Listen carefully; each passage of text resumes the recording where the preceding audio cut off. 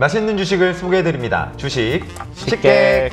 안녕하십니까, 연구원님. 네, 안녕하십니까. 네, 오늘 식사 어떤 건지 말씀해 주시겠습니까?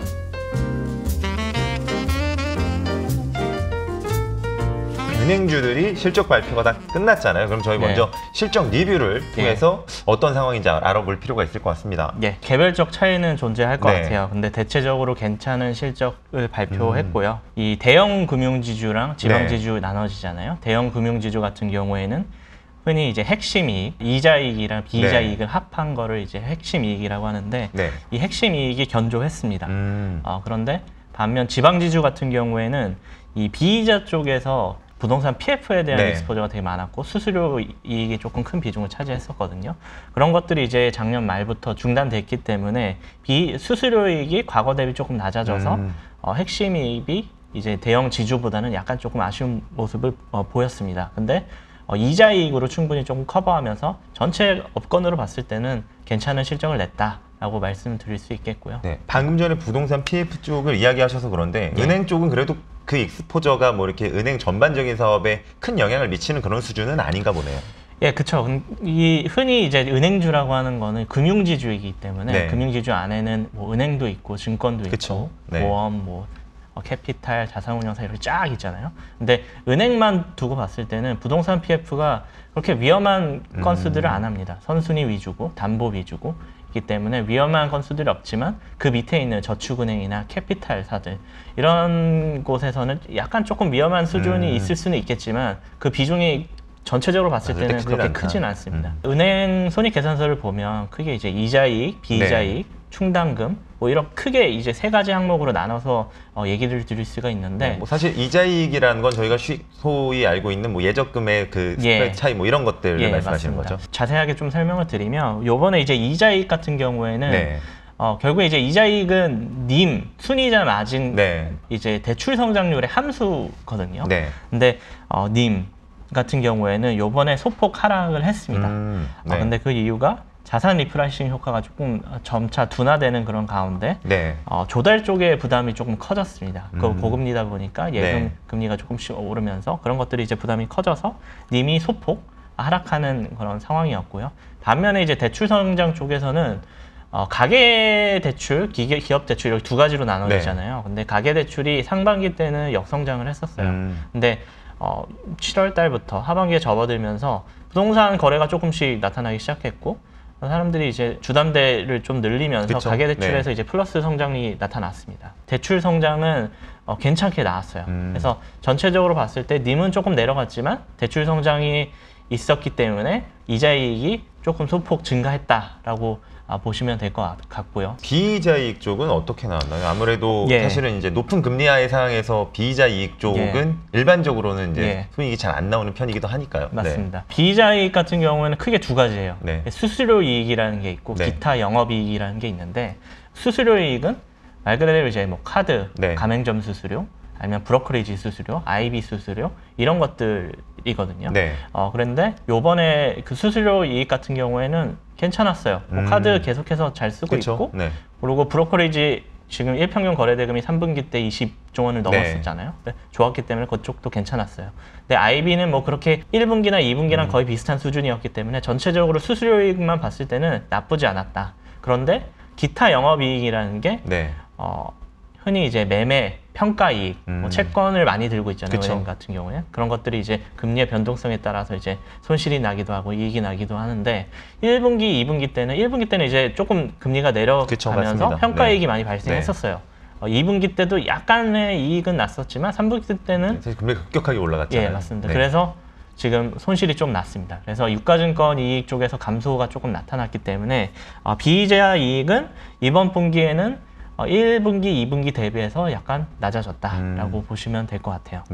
그렇다고 하면 세 가지라고 말씀해 주셨는데 충당금 쪽은 어떻게 됐나요? 충당금이 이제 중요한데요. 충당금을 아무래도 이제 최근에 고금리가 지속되고 있고 연체율이 빠르게 올라가고 있고 NPL 비율도 올라가고 있기 때문에 충당금을 선제적으로 좀 적립하는 경향이 있었거든요. 그래서 1분기 때도 선제적으로 많이 적립을 했었고 2분기 때도 부도손실률 값을 조금 조정을 시키면서 대규모 충당금을 적립을 했었거든요.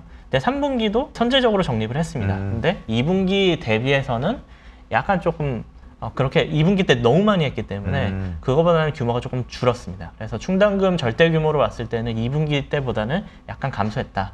그래서 전체적으로 봤을 때 이자이익은 좀 늘고 비이자이익은 워낙 전체에서 비중이 감소하긴 했지만 비중이 작기 때문에 영향 조금 적었다라고 보시면 될 것 같고 충당금은 내려가서 전체적으로 보면 순이익은 괜찮았다라고 보시면 될 것 같아요. 혹시 충당금 쪽은 뭐 이제 보고 계시는 입장이니까 이제 이게 뭐 환입되는 경우들도 있는데 혹시 그럴 가능성이 있는 충당금인 건지 혹시 아니면 그냥 이거는 충당금으로 처리를 해야 되는 걸로 이제 보고 계시는 건지도 좀 궁금하긴 하네요. 일단은 지금 선제적으로 적립한 충당금이 엄청 많아요. 올해 코로나 터지고 나서 그렇게 적립한 금액들이 되게 많은데 기업이 부실이 나가지고 적립을 했다기보다는 정부에서 약간 보수적으로 손실 흡수 능력을 키워라라는 측면에서 적립을 한 거거든요. 문제가 없는데 이제 적립을 한 예방 차원에서 한 측면이 강하기 때문에 만약에 이제 나중에 금리가 인하되고 경기가 나쁘지 않다라고 좋아지면 아니면 뭐 한 2년 정도를 후에는 이제 환입될 가능성이 높은 거죠. 그래도 뭐 저희가 그럼 이 추이도 사실 살펴볼 필요가 있긴 하겠네요. 예, 맞습니다. 금융 지주들이 굉장히 좀 많잖아요. 그럼 이제 뭐 굳이 1순위부터 뭐 딱은 아니어도 좀 그래도 선방한 기업들하고 약간 부진했다. 뭐 좀 나눠주시면 어떨까요? KB금융 리딩뱅크죠. KB금융이 가장 안정적인 이익을 창출하고 있고요. 앞서 말씀드린 그 핵심이 이자이익과 수수료이익 을 더한 게 이제 핵심이익인데 그게 이제 견조하게 올라가고 있다. 결국에는 이제 은행주가 주가가 가려면 결국에는 주주 환원이거든요. 그렇죠, 맞습니다. 주주 환원의 전에 한번 말씀해 주셨죠. 주주 환원의 그 기반은 자본력입니다. 자본력은 어떻게 생기냐? 실적을 잘 내야지 이제 잉여금이 쌓이면서 자본력이 커지는 거잖아요. 그렇기 때문에 지금 현 상태에서 자본력이 가장 좋은 은행. 이제 KB금융이라고 보시면 될 것 같고요. 그리고 약간 부진한 은행 지방지주 같은 경우에 이제 뭐 DGB나 BNK 이 두 개 같은 경우에는 아무래도 비이자 쪽에서 부동산 PF가 컸었기 때문에 최근에 이제 비이자 이익이 좀 회복하지 못하는 느낌이거든요. 아마 아직까지는 약간은 조금 뭐 한번 지켜봐야 관망해야 된다라고 보고 있습니다. 말씀해 주신 것처럼 은행주의 주가가 되려면 사실 주주 환원에 대한 이야기를 하셨어요. 사실 전에 나오셨을 때도 한번 이야기를 해주셨는데 이번에는 좀 횡재세 관련된 이런 이슈들이 좀 있어요. 이제 투자를 하려는 입장에서는 좀 불편할 수밖에 없는 내용이잖아요. 근데 이 이슈에 대해서 좀 설명을 해주시죠. 일단 횡재세 관련해서는 이거는 뭐 예전에도 계속 나오긴 했었어요. 근데 10월 말쯤에 이제 그 당국이 뭐 은행들에게 횡재세 성격의 초과이익 환수 방안을 검토한다라는 언론이 보도가 됐고요. 그거에 따라서 결국에 이제 횡재세를 걷는다라고 하면 이익이 줄어들 수 있고, 그렇죠. 그러면 배당 가능 이익이 줄어들기 때문에 주주 환원이 약해질 수 있다라는 게 이제 부정적인 뉴스로 작용해서 주가가 조금 빠지긴 했습니다. 횡재세를 진행할지에 대한 방식에 대해서는 결정이 안 났었거든요. 이거를 뭐 세금을 징수해야 된다, 혹은 뭐 중비금을 적립하는 식으로 해야 된다라는 식으로 이제 방식이 결정이 안 됐는데 어저께 보니까 법안이 발의가 됐더라고요. 그러니까 은행들의 이제 순이자 이익이 최근 5년 평균의 1.2배 이상 얻었을 때 초과이익의 한 40% 내에서 상생금융, 기여금을 부가 징수하는 것, 금융권 전체로 봤을 때 한 1조 9천억 원 정도가 거칠 것이다 라고 전망을 해놨더라고요. 근데 이건 법안이 발의된 거지 이제 통과된 건 아니기 때문에 개인적으로 가능성은 좀 낮을 수는 있다라고 보고 있어요. 왜냐하면 이 횡재세가 지금 정치권에서 조금 주장하고 있는 내용이고 국감 그 질의에서 이제 당국 그 금융위원장이나 금감원장 같은 경우에는 좀 고민하고 검토해 보겠다라는 원론적인 그런 답변을 했거든요. 국내 은행 같은 경우에는 이미 많은 그런 기부금도 뭐 출연하고 돈을 많이 기여를 하고 있어요. 다른 그런 글로벌 은행 대비해서 이게 횡재세를 하게 된다면 너무 부담일 테고 또 금융지주의 이제 주주를 보면 외국인들 50% 넘거든요. 통과되면 대규모의 외국인 뭐 이탈이 날 수 있기 때문에 내년 뭐 그런 선거를 위한 포퓰리즘의 성격이 강하지 않을까. 이게 발의는 됐지만 통과되기에는 어렵지 않을까라고 생각을 하고 있습니다. 뭐 일단 횡재세 이슈는 이제 법안이 발의된 상태라고 이제 보고 저희가 약간은 이제 뭐 어떻게 될지는 모르니까 지금 보수적으로 대응한다고 하지만 그렇다고 해도 이제 배당 선진화 얘기도 나왔었잖아요. 이건 좀 진행이 되고 있는 건가요? 예, 배당 선진화 같은 경우에는 배당액을 먼저 확정하고 그리고 이 배당받을 주주를 결정하는 제도가 이제 배당 선진화 제도거든요. 그래서 연초에 이미 정관 개정을 다 했어요. 어떻게 했냐면 배당 기준일을 12월 말로 한다는 조항을 삭제를 해버렸어요. 그래서 12월 말에 이제 배당 기준일을 정할 필요가 없어졌고요. 그 말은 즉 이제 내년에 이제 주주총회를 거쳐서 할 수 있다는 건데, 그래서 배당 선진화 제도 시행에는 문제가 없는 그런 상황이고, 단 올해부터 적용될 것인지, 올해 결상 배당부터 적용될지 여부는 아직까지는 좀 미결정인 것 같아요.